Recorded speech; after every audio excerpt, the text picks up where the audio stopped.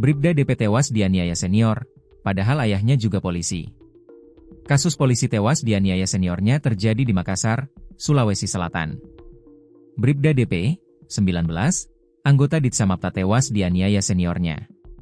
Bribda DP merupakan anak polisi dari Aibda Muhammad Jabir.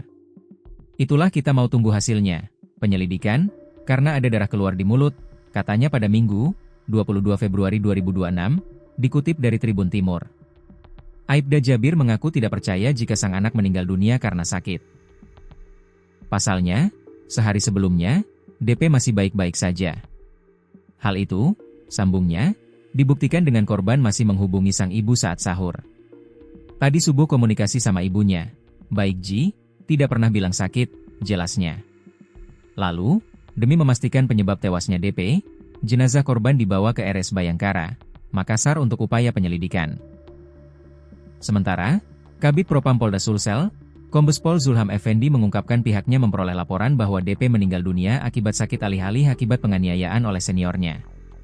Hasil koordinasi dengan Bapak Ditsamapta, dapat laporan pagi, ada kejadian setelah salat subuh artinya ada laporan anggota Ditsamapta Polda Sulsel yang sakit dan dibawa ke rumah sakit, katanya di RSUD Daya, Jalan Perintis Kemerdekaan, Kecamatan Biringkanaya, Kota Makassar, Minggu.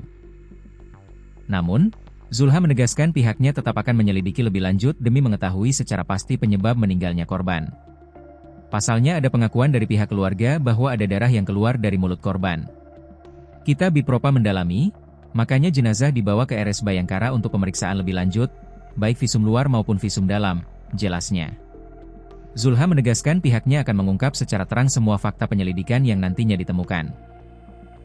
Insya Allah kita akan ungkap kalau memang ada kejadian di luar dari kejadian umum atau mencurigakan, atau kekerasan di situ kita akan luruskan, katanya.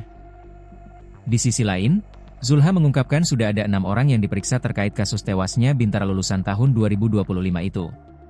Selain itu, pihaknya juga masih melakukan olah tempat kejadian perkara, TKP, yakni asrama tempat DP tinggal.